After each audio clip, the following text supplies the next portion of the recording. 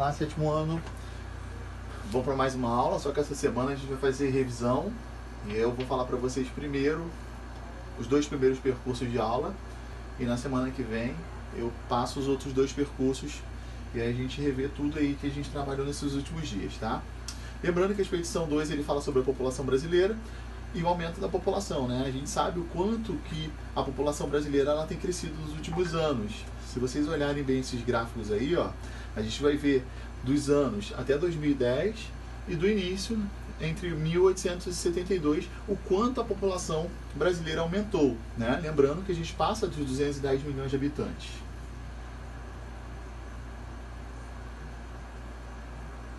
Em seguida, né, que a gente falou isso tudo, a gente falou que o Brasil é um país, o quê? Populoso e pouco povoado. Por quê? A gente sabe que a população do Brasil ela é muito grande, né, e a gente vê que ela é pouco povoada pela população que a gente pode dizer relativa, que é aquela divisão, né, pelo qual a gente vê um número, né, total de habitantes dividido com a sua extensão territorial. Aí a gente vê a sua chamada densidade demográfica. E acaba sendo baixa, que a gente acaba vendo que é de 24,5 habitantes, né, por quilômetro quadrado. Até então, a gente vê outros países que falam sobre isso. Então, por que o Brasil é um país muito pouco populoso e pouco povoado? Justamente por esse motivo. Lembrando, nós temos uma população grande, mas quando a gente divide pelo território, né, a extensão territorial, ele acaba sendo baixo. Aí é o motivo de ser pouco povoado. Outro motivo aqui, ó, de como está distribuído.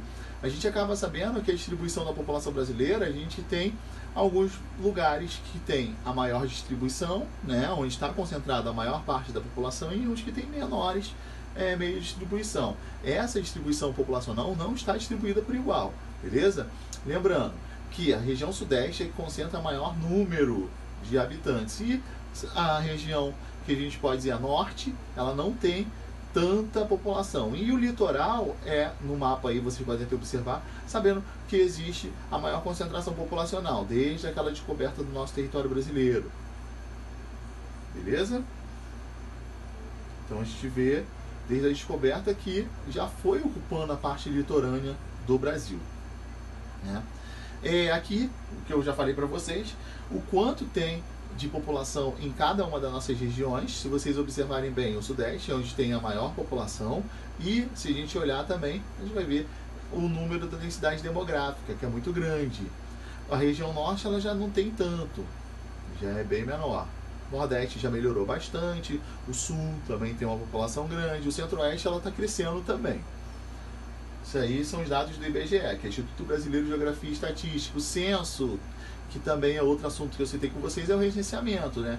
Que a gente acaba vendo, porque a gente vai saber sobre várias coisas. E o censo ele ajuda vários aspectos. E o censo ele ajuda, né, a característica da composição da população, né? Saber quantos hospitais devem ter em tal região, quantas escolas, quantas habitações precisam ser construídas, e saber também o tamanho da população. Então, o censo ele ajuda muito isso, o censo demográfico.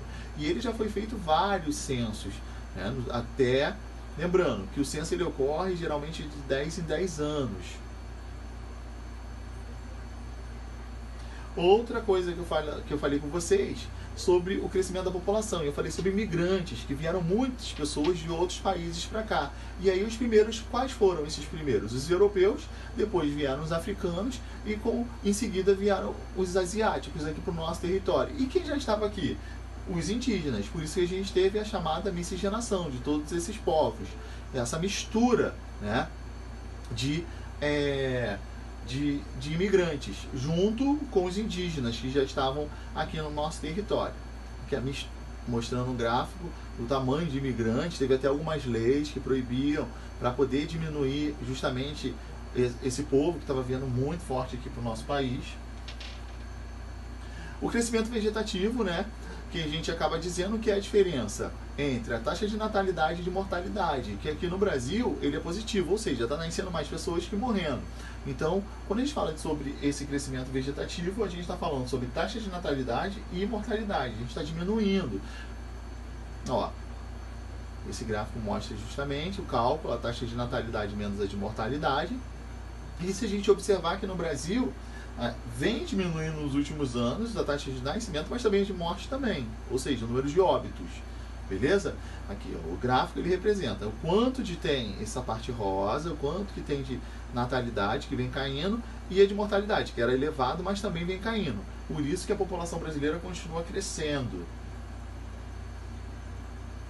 E aí, por que isso acontece? A taxa de natalidade e a de fecundidade, elas estão acontecendo em queda. Está em queda, né? Porque a gente tem vários motivos. Ó, principalmente relacionados aos aspectos da saúde, né? A medicina vem avançando muito.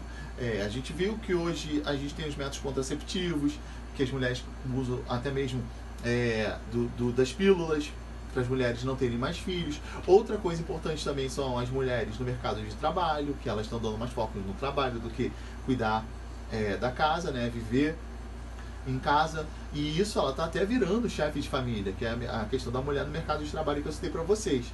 E outra coisa que vem ajudando muito também é o avanço da medicina.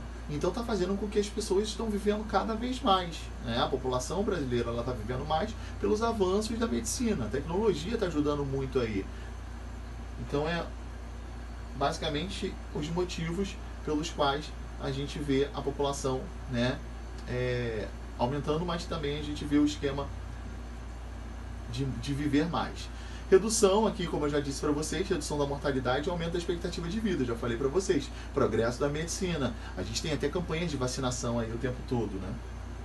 Então, isso aí, ó, basicamente eu quero que vocês entendam a melhora aí das condições sanitárias, maior conscientização da população em relação às doenças, a gente está fazendo isso, então a expectativa de vida está ajudando muito, ou seja, a esperança de vida ao nascer no nosso país. Aqui a gente falou sobre a mortalidade infantil rapidinho. E aí a gente vai para o outro percurso, né? Que é sobre migrações. Lembrando, o que é migrar, né? O que é migração? É o deslocamento do indivíduo de um lugar para o outro. Nós temos dois tipos de migração. A migração interna e a migração externa. O que seria isso? A migração interna é quando o indivíduo ele se desloca dentro do país. A externa é quando sai de um país para o outro. Beleza? Então, as migrações internas no Brasil aconteceram em vários momentos, tá? E aí eu até citei para vocês as datas que acabou acontecendo. O que eu quero que vocês entendam? Que teve um período que as pessoas estavam saindo de uma região para outra, principalmente da região Nordeste, e vindo para o Sudeste, e até mesmo para o Norte e o Centro-Oeste. E aí teve um período de volta, beleza? E essa volta acabou sendo o quê? Uma migração de retorno, beleza? Ó, aconteceu de vários períodos que eu até falei para vocês. Lembrando, existe o emigrante e o imigrante. Qual é a diferença? Imigrante é aquele que chega e o imigrante é aquele que sai, e o I. Tem o êxodo rural, que é um tipo de migração que eu também citei para vocês, que é a saída do campo para a cidade. Eu dei os motivos, vários motivos aí que ocorrem. Né? Ó, e aí a gente falou também sobre esse saldo migratório, né, que é a diferença em um determinado período entre a quantidade de entrada e saída de migrantes em um local ou região. Aqui eu tenho até outro gráfico, é bom que eles mostram vários tipos de saldo migratório para vocês, isso tudo está no livro de vocês. E o êxodo rural que eu falei para vocês, ó, foi o último assunto que eu falei sobre a migração do campo para a cidade, né? Geralmente é o quê? A pessoa que sai do meio rural e vai para o meio urbano. Isso é chamado de meio rural, êxodo rural. E aí o que aconteceu? Antigamente a maior parte da população era rural. Hoje, né, a gente, certamente no mundo, não é só no Brasil não, tá? A maior parte da população vive no meio urbano. Aqui no Brasil, essa mudança ocorreu a partir de 1970. Beleza? Aqui, ó, o gráfico mostrando a população rural em verde e o laranja ali é a população urbana. E também tem o deslocamento temporário, que é aquele indivíduo, né, que ele arruma um trabalho, ele fica lá em determinado período, só que ele retorna depois quando conclui essa tarefa. Geralmente são aquelas pessoas que vão lá em busca de o quê? Vão trabalhar em um certo período, faz aquela tarefa e depois volta. Trabalhar no meio agrícola, por exemplo, período de plantio, aí depois tem o período de colheita e volta para sua casa. Chamada de migração pendular, que a gente também tem aquela migração diária, ou seja, aquela pessoa sai de casa, vai para outra região e ele volta, muitas das vezes no mesmo dia ou no dia seguinte. Isso é chamado de imigração pendular. Lembrando que a gente tem os imigrantes brasileiros, né? Eu dei até um exemplo do Brasiguaio, das pessoas brasileiros que compraram terrenos, né, lá no Paraguai, e acabou tendo essa relatividade, esse apelido, né, de brasiguaios. O Paraguai, falei Uruguai? Se não me engano, Paraguai.